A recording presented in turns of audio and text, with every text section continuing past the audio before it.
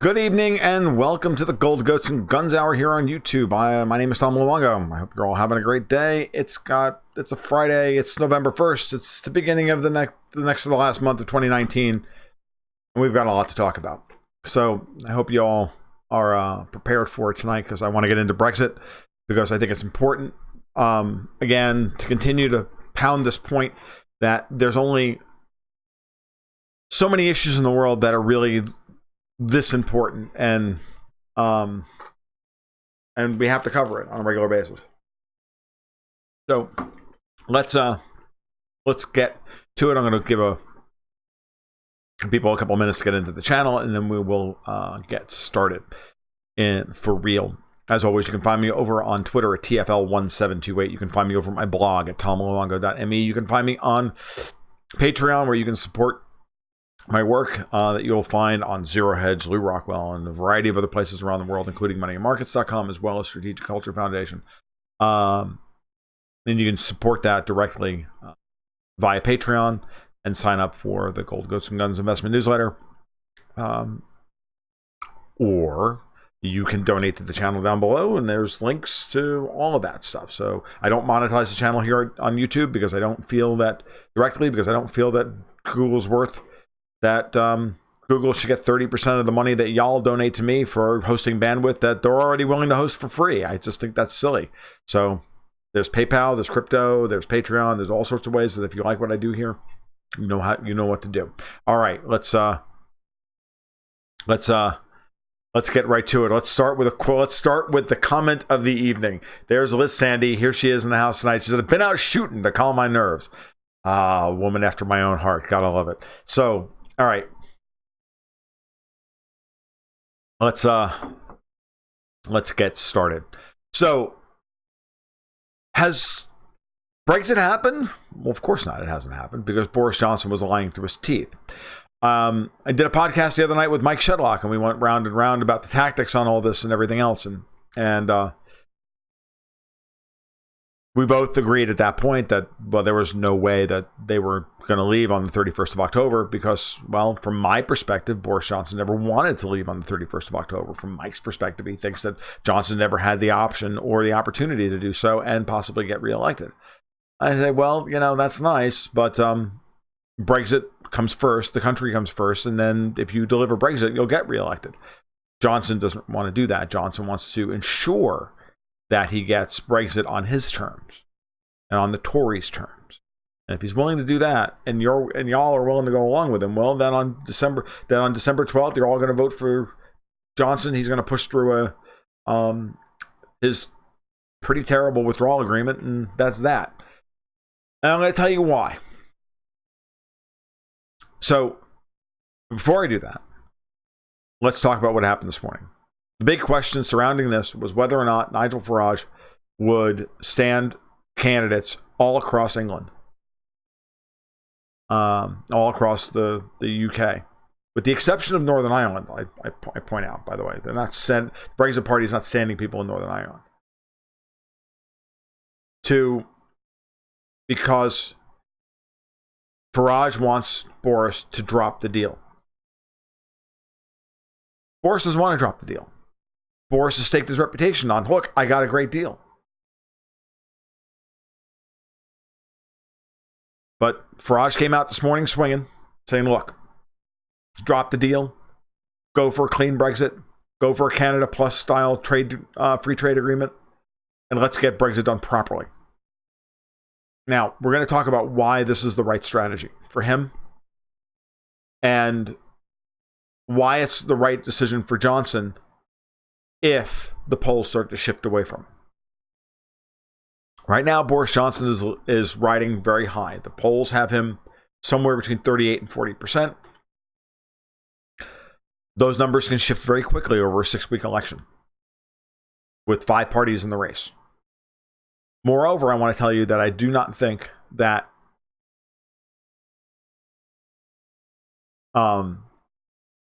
national polls matter very much. National polls are really kind of useless unless we're talking about a single issue. Talking about a general election that's going to be fought in 650 or 630 different constituencies, those don't matter. This is 630 individual elections. This is not one election. We got to remember that.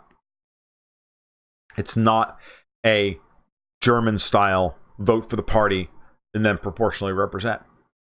Brings me to why Farage is making the argument that he's making. He's making the argument that for the past 3 years, referendum was not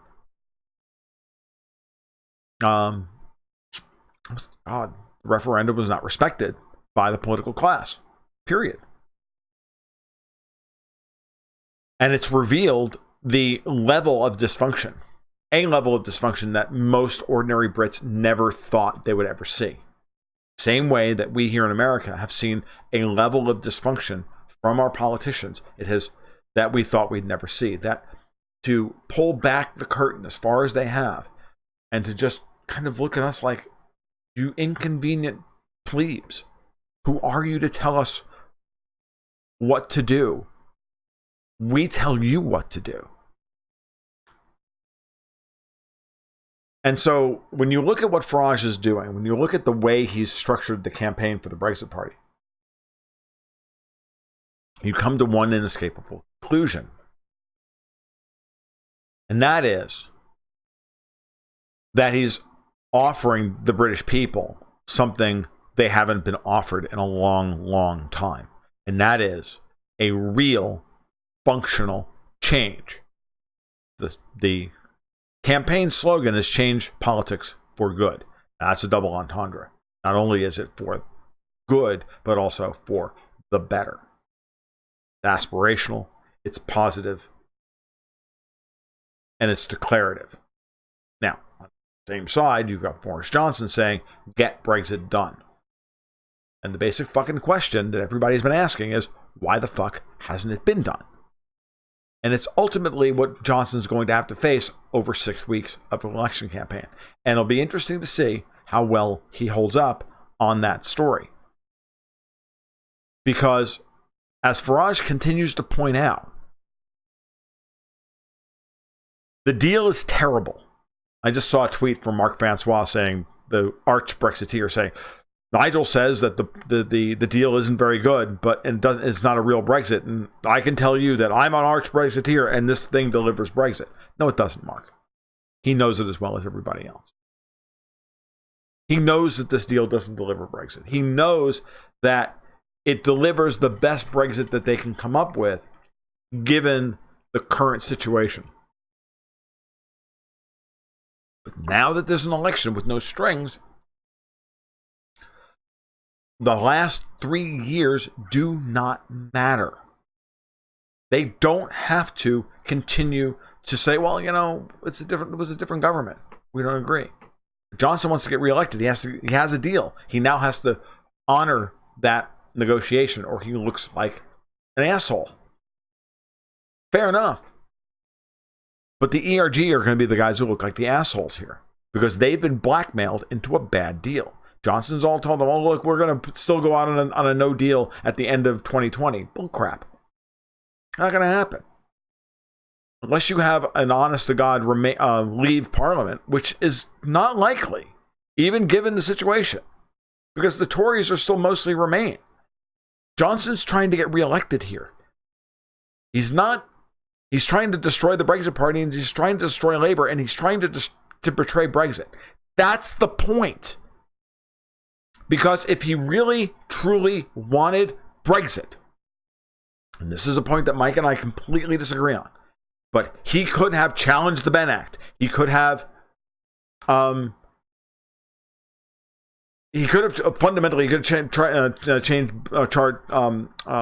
challenged both the Benn Act and challenged legally the negotiations, the deal that was on the table from the EU, and anything. Because it was made under duress because of what the Benn Act produced, which was a government stripped of its ability to negotiate and sign a treaty and agree to a treaty that was made under duress. That's against international law. And Mike brought these points up for weeks on end during the run up to the 31st of October. And somehow they don't actually matter anymore because of, I guess, political reality? Nonsense. The threat of Ken Clark and a caretaker government? Nonsense.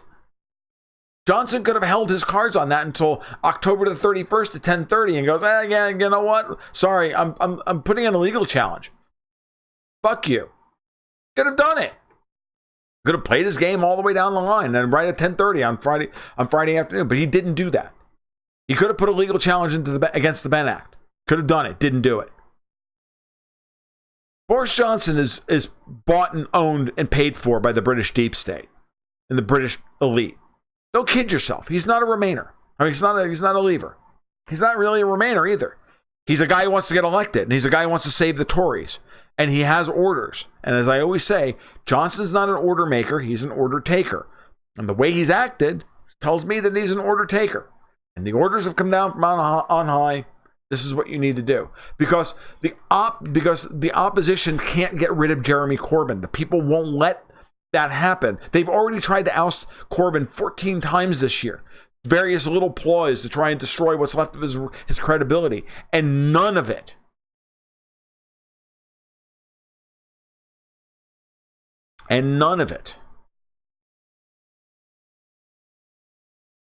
is reasonable. The anti-Semitism of this, that. Nigel's played that card 100 times. It actually makes me sick to my stomach. He should know better than that. But all of these things Alistair Campbell getting thrown out of the party earlier in the year, all of these things were designed to try and trigger a revolt within the Labour Party via the shadow cabinet to oust Corbyn from power, because then at that point, they would have Remain. And they wouldn't need to have Johnson have played this game where we kind of get Brexit. Mark Francois thinks this is Brexit. You just threw Northern Ireland under the bus.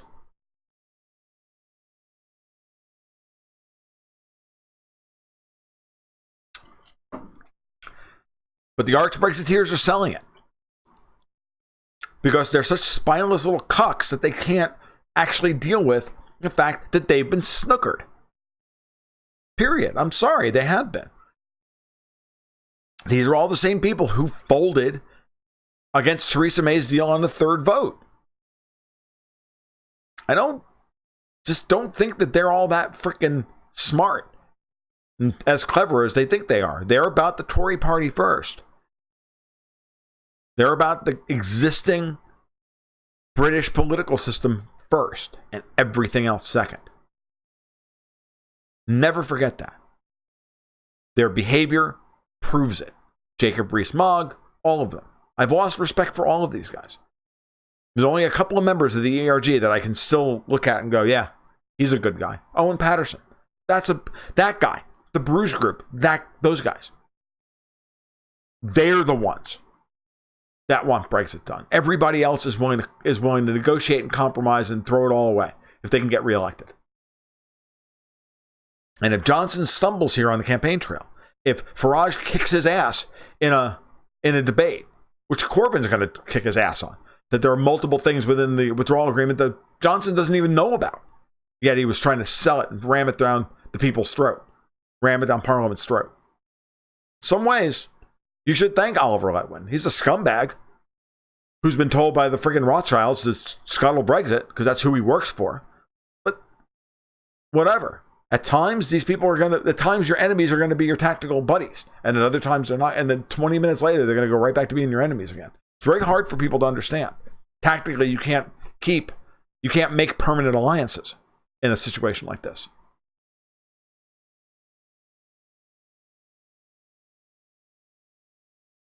So, if you look at what Farage is doing, he's selling to the British people. None of them can be trusted. I'm willing to stand down and form an alliance with Boris, but you have to let me into 10 Downing Street. Or you have to, not 10 Downing Street, but you have to let me into Westminster. And Johnson's can't accept that offer. Him dismissing it out of hand, even though there are plenty within the party. I've watched enough British political discussion in the last 4 days to know for real that half the Tories are like, dude, are you kidding me? Make the deal with Nigel. Let him have some seats. Let him into Parliament. And you know that that's coming. That's coming from the ground up. That's coming from the ground up. The control level? No, absolutely not.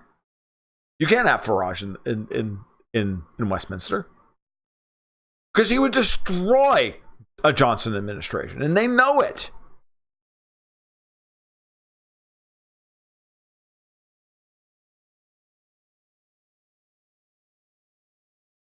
The British deep state is very deep and very powerful. And as Dragon M just said, it wags the dog of the U.S. deep state. Damn well right it does. Why Brexit is so goddamn important, and it's why Johnson has got to not be trusted. I mean, it's so very obvious here what's going on. You've got to understand. My cup of coffee is actually really not good tonight. I'm sorry. I'm like I just realized I'm drinking a lot here. It's like my coffee kind of sucks, actually. I keep wanting to wash my mouth out with my other drink. So what Farage is doing is he made him a perfectly reasonable offer. And even the ERG are telling him to go scratch. Dudes, this is all about keeping the Tories alive. This is all about showing a united front. So at the end of the day, what's going to happen is we're going to have to watch to see how the next 2 weeks shake out. They've got about 2 weeks. If the polls begin to shift towards Farage, and I can tell you that the polls are going to they're going to try and keep the polls from looking good for as long as possible. But if the polls start to shift towards Farage, if Farage starts to pick up back towards 13, 14, 15%, which is what I've seen for the most part. I've seen polls as high as 20%. I buy those as much as I buy the polls that have them at 7%. But if they start to pick up towards a solid 15, 16%, if they breach the 16% chasm, then you'll know that their message is resonating, that they're going to keep that enough Brexiteers or Leave voters are going to vote against Johnson to keep him honest. And Nigel's going to concentrate his efforts in the Midlands and in the north of England, all the Labour constituencies. Johnson wants those seats too. The Tories are not going for, let's just get through this. The Tories are going for the kill shot. Because that's what they've been commanded to do.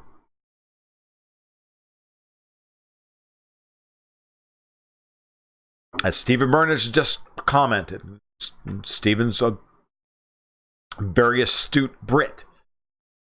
Keeping the Tories alive, as the Tories are their primary means of continuing to control the UK. So, loss of control is not on the table here. It's why this election is so very important, and it's why it's the most important 6 weeks of Nigel Farage's life. He has got to make the case. He's got to shift the polls, and he's got to take 50 seats. If you take 50 seats, everything changes. He polls towards 20%, he's going to take 50 seats. If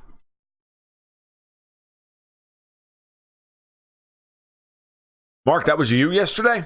Oh, sorry, I'm reading a comment. So Mark Malone says, I called Farage at the end of the show yesterday. It's Mark from LA. Hope you're well, Tom. Speak again soon. The Virgin Point podcast. Yeah. Oh, wow. Cool. Yeah, absolutely. I am well. And that was you. That was awesome, actually, by the way. I listened to the show yesterday. I listened to the whole thing. So that was very cool. Small world. I haven't actually called in the Nigel show yet. I just, there's no point. So I just listen. So the way I'm looking at this, right, what Farage is trying to do is to try and upsell the Brexit party from not just Brexit, but to change everything about the British political system and kill the rot. Proportional representation, reform the House of Lords. All of it. All on the table.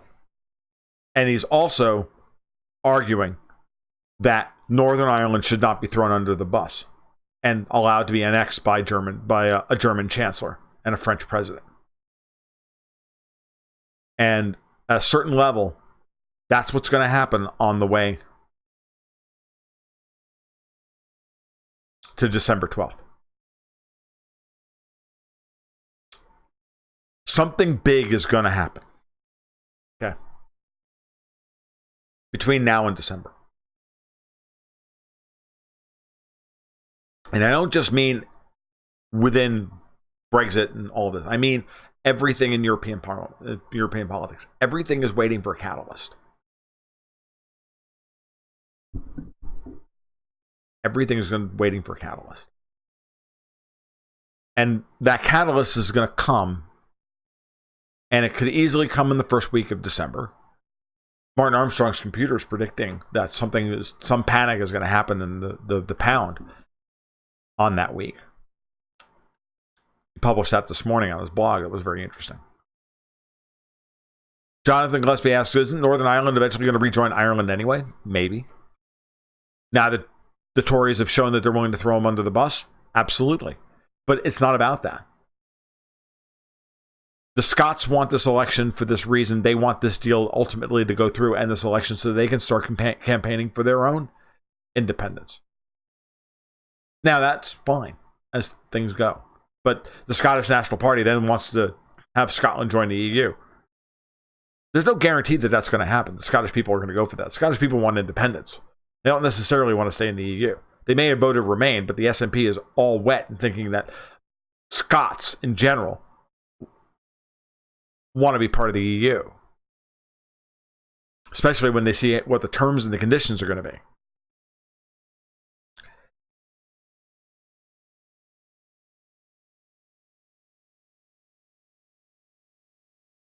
The SNP is not Scotland. Exactly. So, Nigel made that point this morning. This is all about, do you want to hold the union together or not? Obviously, the Tories don't actually care. What they care about is City of London. They care about is England. Scots don't have any political pull. Obviously. And that point, that little fucking troll, Ian Blackford, is correct. When you look at the way the Tories are acting. But at the same time, they should have been arguing for leave, not remain. But, can't fix stupid. Can't fix socialists. Yes, the Scots are not nearly as left-wing as the SNP. The SNP is just most Scots' best ticket for getting an independence referendum.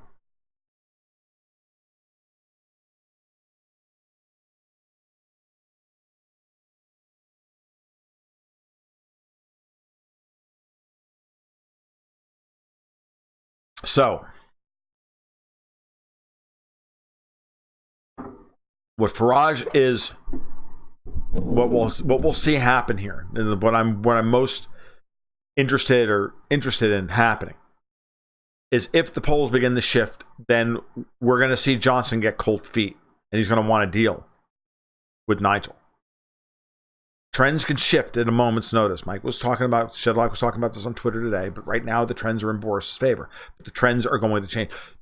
Trend analysis is bad analysis, because when the pendulum swings too far in one direction, it invariably starts to swing back the other way. And 6 weeks is a long time. 6 weeks ago, Matteo Salvini was polling at 40% and was looking like he was the next prime minister of Italy. Now he's out of power. Now he's only polling at 34% nationally. So,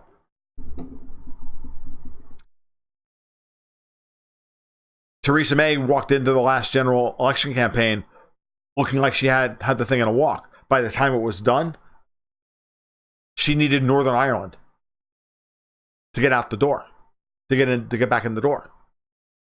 The Tories are the British establishment.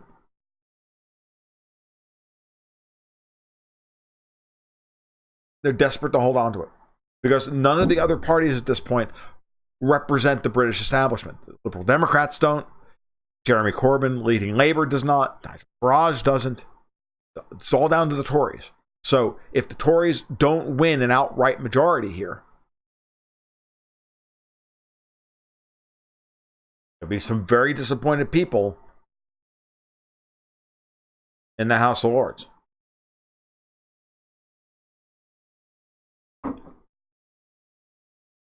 So again, what Johnson is trying to sell from both the left and the right, from both Labour voters and Tories, you've been shit on. You've been disrespected.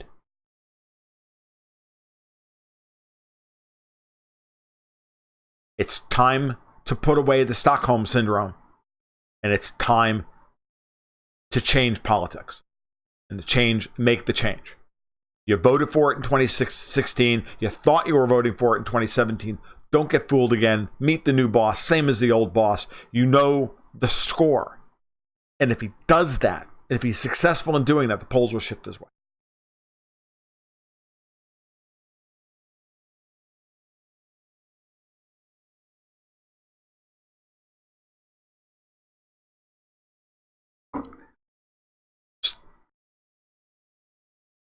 No, the Unionists are not Northern Ireland.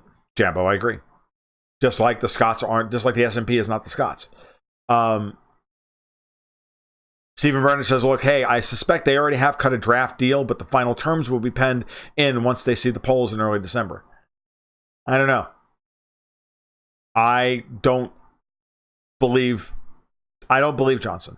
I believe making a deal with Boris Johnson is about as good as making a deal with Angela Merkel.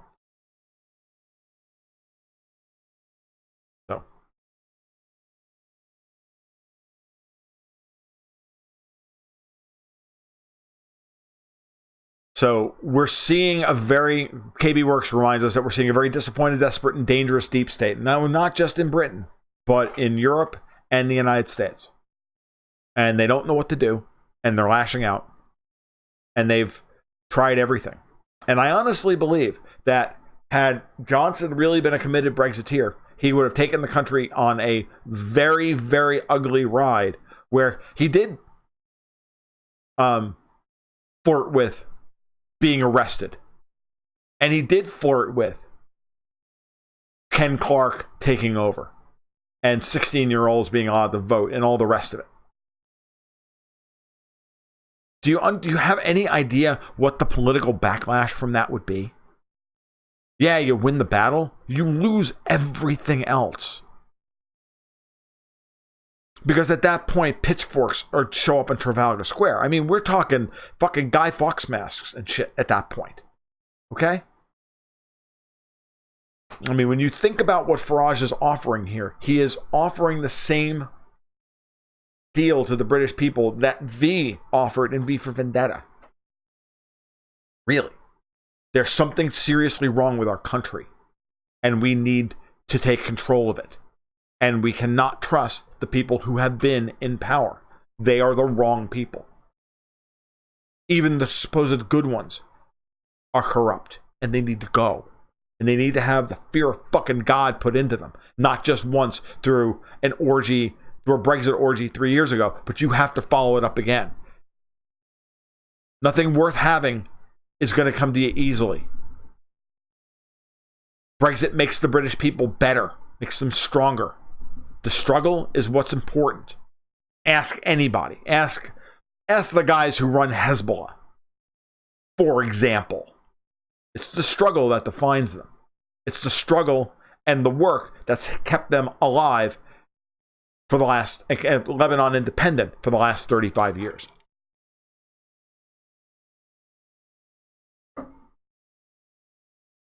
Stephen Burnage, here's the problem. Neither the Tories nor the Brexit Party can afford to split the vote. That's the conventional wisdom. It's also wrong. Looking at the 2015 election and looking at Brexit and looking at the European parliamentary elections, if you look down the line, Farage brought this up this morning. Like in 2015, we helped the Tories get elected. We took more votes from Labour in their strong districts and caused and hurt them in very marginal seats more than we hurt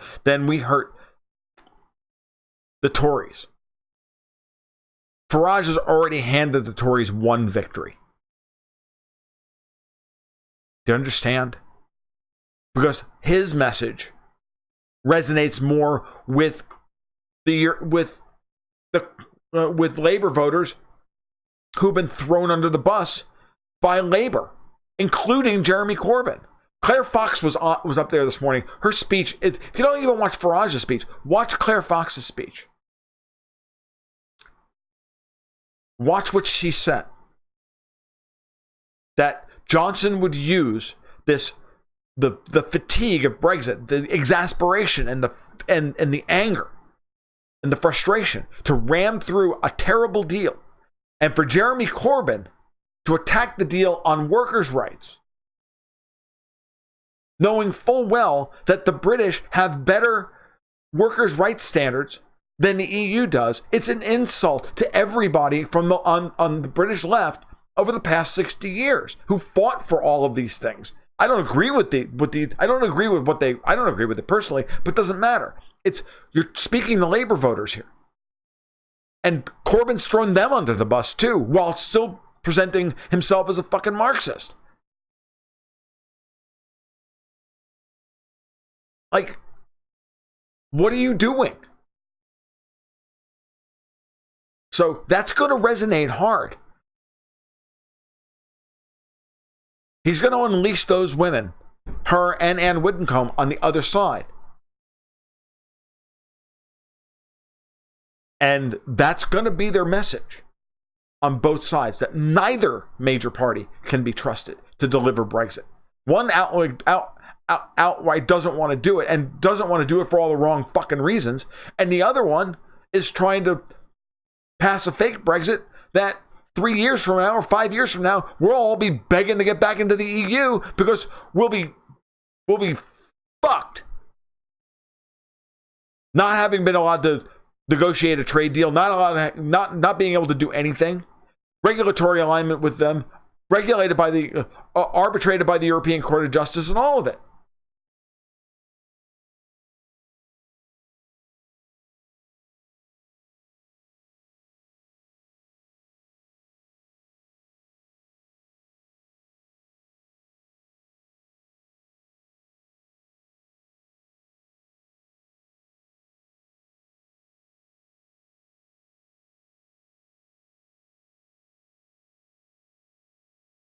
Stephen Burnish says two things. I'm going to read this because this is really important. One, he's going to write me a separate note in the comments section on what is happening at the protests in Chile. That would be great. I always look forward to your comments, Stephen. And also, bet you $10 Boris and Farage cut a deal a few days, weeks before the election.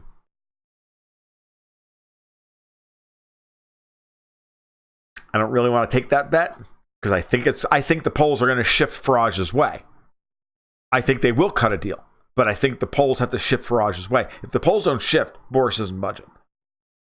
So I agree with you. I just don't know at this point whether or not the polls are going to shift.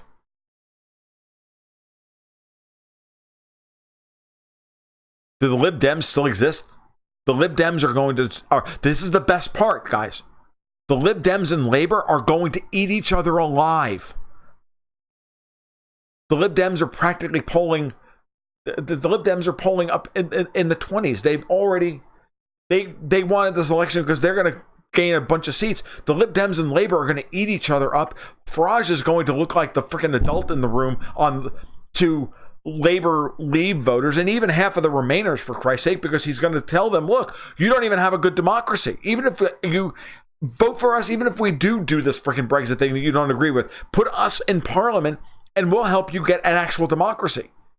Where your vote matters again, and where we can get rid of these career politicians and we can put some real people in power. It's a very powerful and a very valid strategy, and everybody needs to watch it carefully. Because Nigel Farage is the only person in British politics who understands all of the dynamics. I've watched them all, and they're all idiots. They've all made major tactical errors, except for Johnson. I'll give Johnson credit. He's good too. But everybody else is not an impressive political player. Most of them are fucking amateurs. I mean, outmaneuvering Jeremy Corbyn, not that difficult. Outmaneuvering the S&P, not that difficult. They're a one-note party.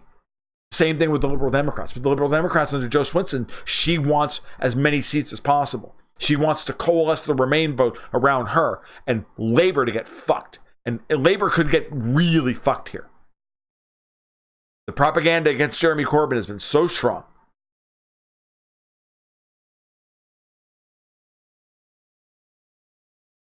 The Lib Dems are going to do very well. They will be the hard Remain party.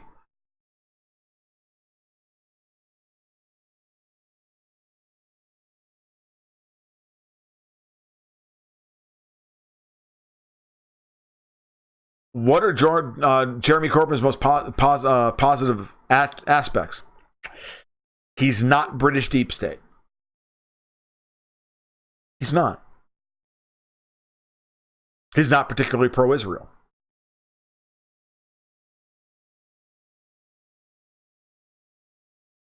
Conservatives won't do a deal publicly. It would be shameful for them to do it publicly.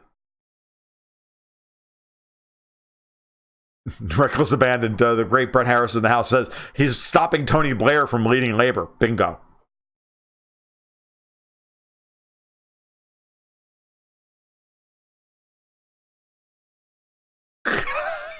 Elvic Harris says, off topic, I figured out how to get around the YouTube chat censorship algos.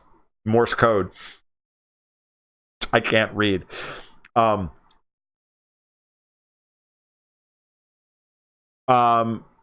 Spicer asks whether or not the polls will be reported even remotely close to what's actually happening as they move towards Farage. I'm fond of saying that there are lies, damn lies, statistics, and then British polling.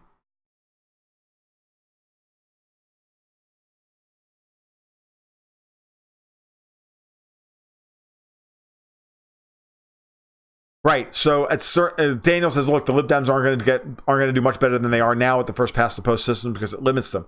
I agree, and that's part of the reason why, at a certain level, a lot of Lib Dem voters are that understand that Brexit's going to happen, and if they think tactically, for example, that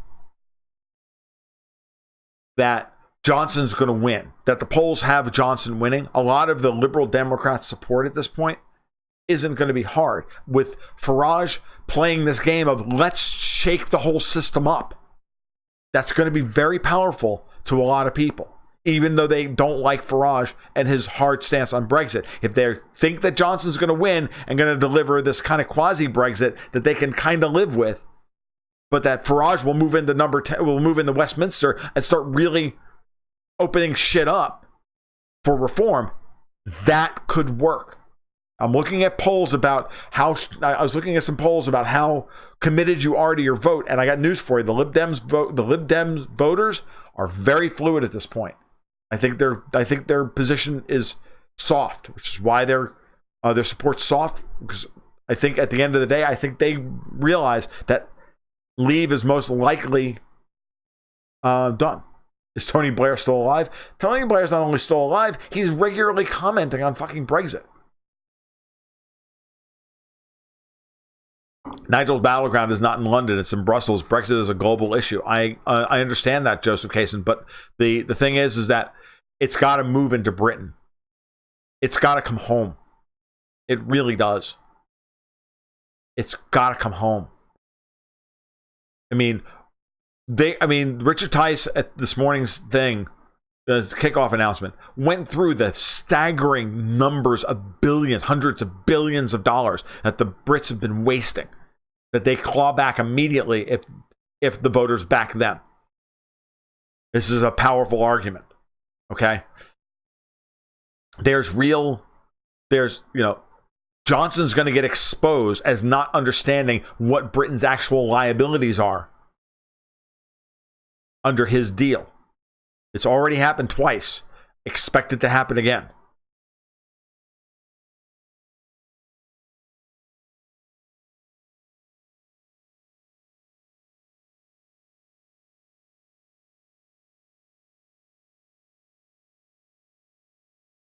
The Brexit Party will punish labor hard in the North. I know.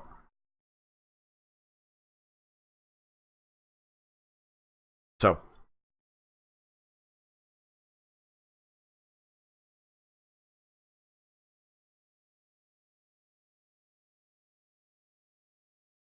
Yeah, no, Boris has lied about the deal completely, and I think that that's going to come back to haunt him.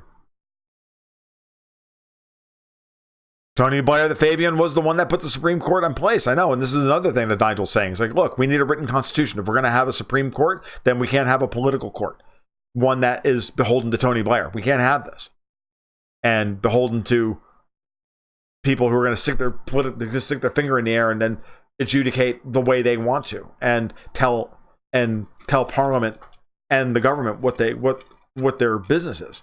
No, we need to have a written constitution. This is all in Farage's like 4-step plan, and 4 points: proportional representation, reform the House of Lords, a written constitution, and complete electoral reform of the postal voting system.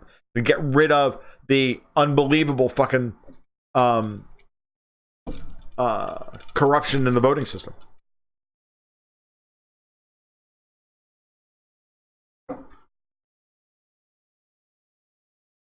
So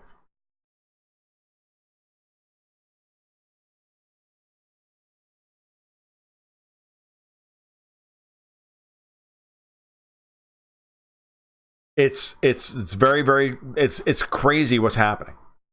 And so this Brexit thing is important, guys. I think as a species, I don't think you can really underestimate just how big this is. Because the direction of the next 10 years in 20, 30, 50 years of world politics comes down to this moment. Because the British deep state is so powerful, it is so pervasive, if it loses here, it changes everything. There's a very real possibility that Angela Merkel will not survive December. The vote in Thuringia on Sunday was deadly. Alex over at the Duran did a great video the other day, and I cribbed from that and just sent in an article to Strategic Culture to keep this idea alive. And a lot of Alex's analysis, he's absolutely right. I kind of missed it the first time through, but the SPD getting 8% in Thuringia is devastating. They can't put a government together in Brandenburg. Okay? The SPD could pull out of the coalition, or at least demand Merkel to step down as chancellor. That's going to happen in December. And around the same fucking time as, guess what? The British election. All of this is coming together all at once.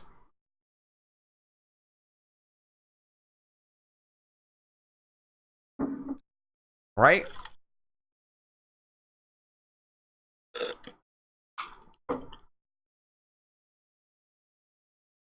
Carl Williams says, I don't get why Nigel never backed the Tilbrook court case that says we left on the 29th, because he knew that the courts were political courts and he's not going to waste his time yelling about something and backing a position that has no chance. I mean, he was been asked about this regularly on his show. He's like, it's irrelevant. It doesn't matter if it's right or wrong. It's never going to get through the courts. So what's the point? I have better things to do with my time. And that's the point. He's made very tactical decisions about what to do with his time and how to stay on message. He's in permanent campaign mode, guys. You have to realize that. So.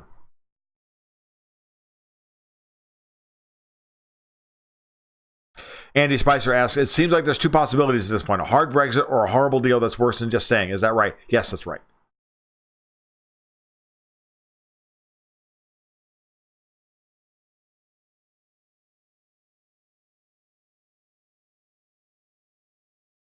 Right, and that's the point. Farage is not going to stake his reputation, his already very colorful reputation, on the Tilburg case. It's a loser. Doesn't matter. It's a loser.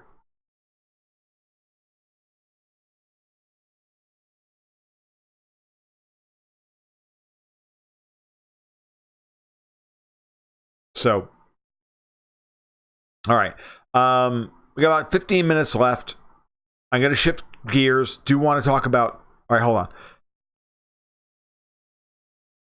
You vote for the Brexit party if you want a hard Brexit. You want Boris Johnson to rethink the deal that he's cut with the EU. That's what you want. You want to deny Johnson an outright majority and force a coalition government with the Brexit party. Period. That's what you want. If you get that, if that happens, if Johnson takes 300 seats and Farage takes 350, Brexit happens. Because Farage then turns around and says, no, we're not accepting that deal. Go back to Brussels. His own coalition partner at that point will not allow Johnson to keep that deal in place, or he'll force them to say, we're leaving at the end of December 2020. Doesn't matter.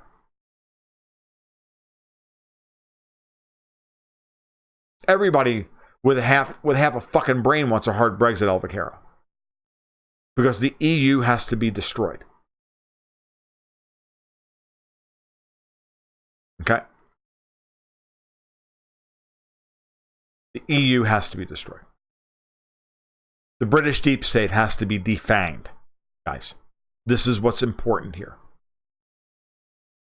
So in the last 15 minutes or so, I do want to talk about Nord Stream 2 a little bit. We did get the final approval of the Danish environmental permit. I never doubted for a minute we were going to get it. It was always just going to be approved at a point in time when it would be inconvenient for Gazprom, in that it would delay the opening of Nord Stream 2 a little bit in the middle of winter if the Russians and Ukrainians do not come to a new gas supply agreement, or at least an extension of the old one. That was always the case here, because the United States wants to be able to foment member states like Poland and Estonia, the ones that are in the EU states are in our back pocket, to then open up lawsuits against Gazprom for not delivering contracted amounts of gas, even though they can't, because they can't sign deals. And then that's the whole point. And so it's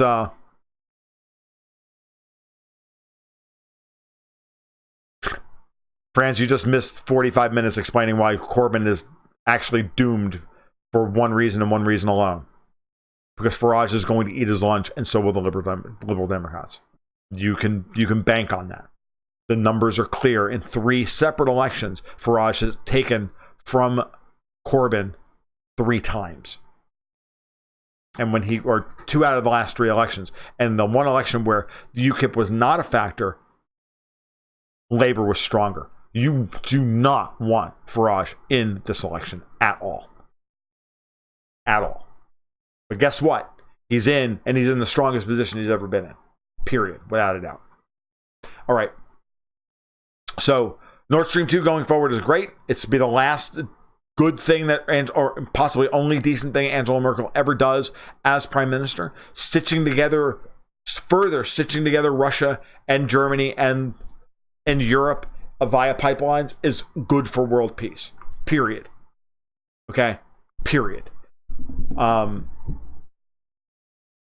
Vladimir Putin was in Hungary earlier in the week, spoke with Viktor Orban. They are cutting deals on bringing the second train from Turk Stream pipeline through Serbia and terminating in Hungary. Hungary wants that gas. Bulgaria wants the South Stream pipeline brought back, which would be basically trains 3 and 4 of trains 3. I got to do it this way because my fingers don't work as well as they used to. And 4 of the Turk Stream pipeline as well. So what you're talking about, all of these things are happening and they're all good. Power of Siberia pipeline is being pressurized as we speak. It'll be delivering gas to China by the end of the year. All of these pipelines projects are off the ground and Gazprom is in the clear. Moreover, with Donald Trump and Volodymyr Zelensky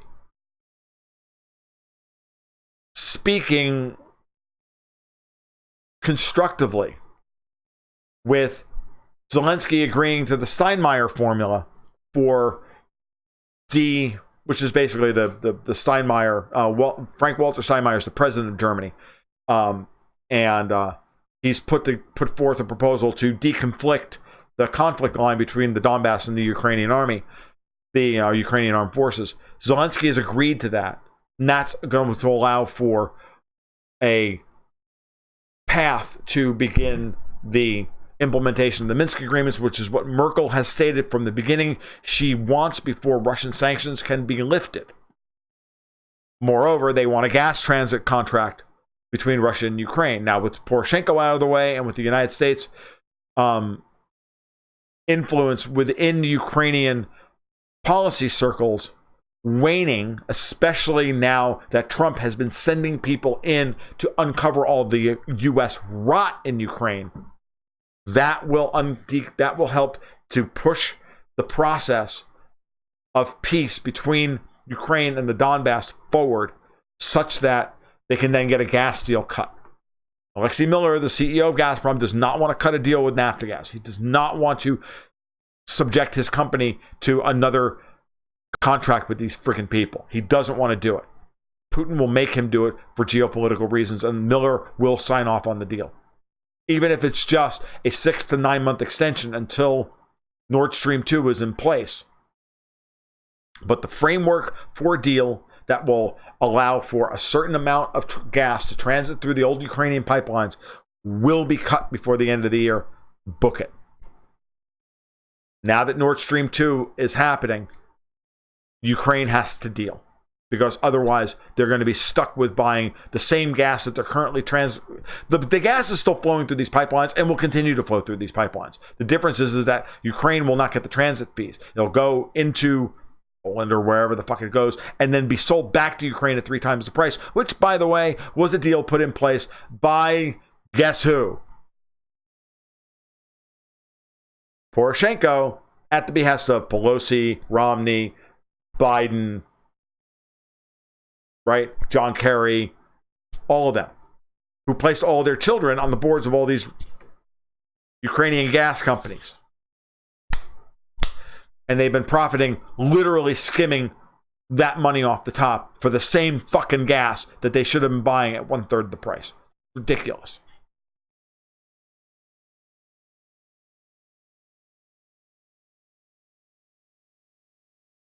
So, quick update there on Nord Stream 2 and what that portends. And we're going to talk about that more over the coming weeks. Trust me on this one. Putin's battleground is absolutely in Brussels, and it's all moving his way. He's part of the Russia's back in pace, the parliamentary authority of the Council of Europe. Nord Stream 2 is a done deal. Macron and he are getting along, and I'm telling you, in 2020, the EU sanctions against Russia will be lifted in 2020. The Germans want it, the French want it, the Italians want it, everybody wants it. The only one stopping it from happening at this point is Merkel. Merkel wants that to happen in such a way that she gets to save face.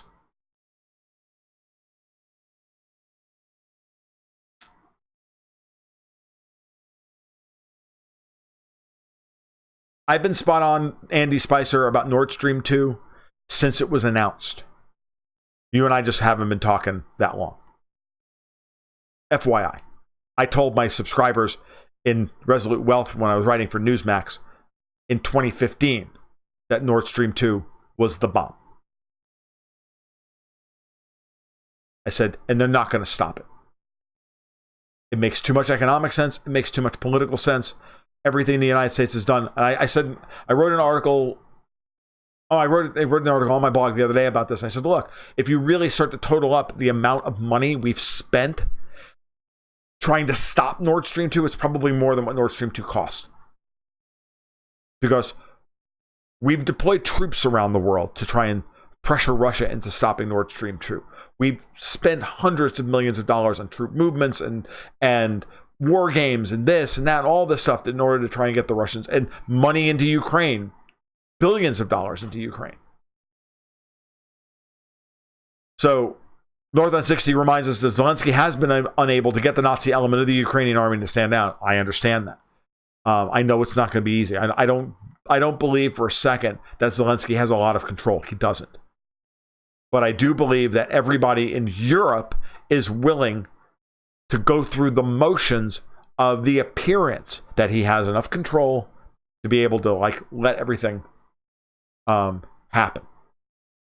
I mean, there's been a lot of good stuff. The Saker's written a lot of really great stuff about Zelensky's position, and so many other people as well. I haven't written about it much. I've read about it, of course, but just understand that I understand that Zelensky doesn't have a particularly good position, and that Poroshenko's people are still everywhere, and that the Azov Battalion and the Banderists are ready to remove him at a moment's notice. I get if peace threatens to break out. The gas transit contract, though, is starving Ukraine of money, and it's starving the Ukrainian people, and it's helping to keep those guys in a position of political power that they don't deserve. And if Trump pulls out his support completely of them, at some point it will all start to die back down again. And get the trade flowing between Russia and Ukraine again. Get everything, get at least the gas trade flowing. Everything else will come over time. Ukraine is a failed state. It's going to be a failed state for a long, long time. And it's very possible that the Russians can't come to a deal with them. But if Nord Stream 2 is in place, yeah, Europe's going to spend a lot of money on some American and Russian liquefied natural gas for a month or two until Nord Stream 2 is online. That's the worst case scenario. It's Ukraine that needs the money, and they're the ones that need to come to the table. What is the Saker's website? www.thesaker, all one word, .is. I'll put it in the chat.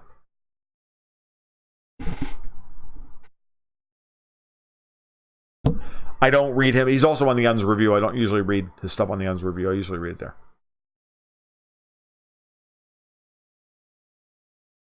And Poland is going to continue to do what Poland does. Poland is probably going to. Poland has already made their case. What Poland wants. Poland is an interesting position. The PIS, the Law and Justice Party, the PIS, absolutely are a Russophobic party. There's no doubt about that. The way they've acted. They tried very hard to stop Nord Stream 2. They've done all sorts of shit to stop Nord Stream 2, including not allowing the European gas majors to own 50% of it. Gazprom owns the whole thing. The only thing that the gas majors own now are a bunch of loans, which Gazprom is, by the way, going to pay off at 70 cents on the dollar, thanks to a much lower euro than when they cut the deals. Oh, by the way, Gazprom's loving every second of this. So,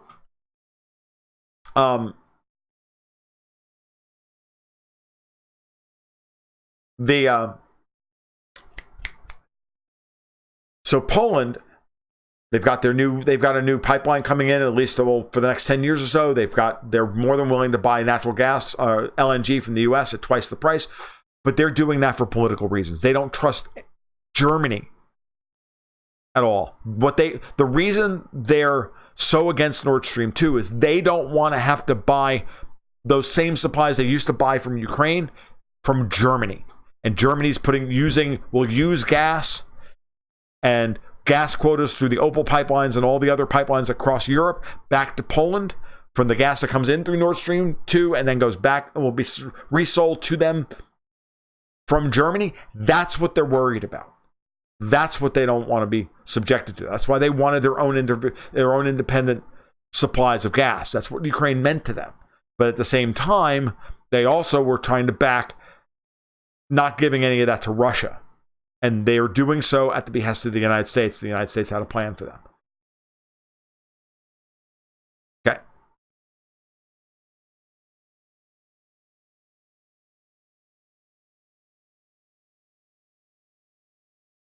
So, Jonathan Gillespie, you always do this. You ask me questions that are irrelevant. Will Ukraine break up in the next 20 years? Ukraine is already broken up into 3 different pieces.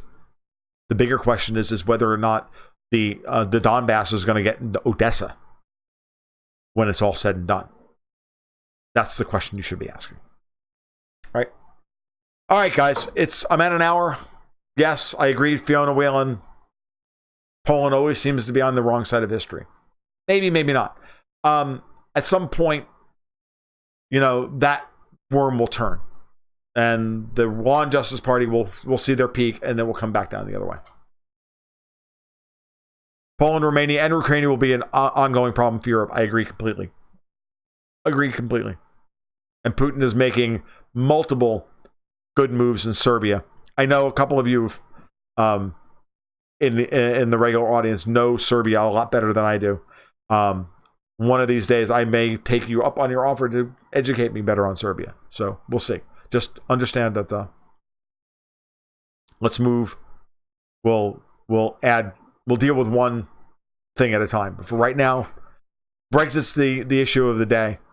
If the Brits do the right thing, the British people can actually bequeath back to us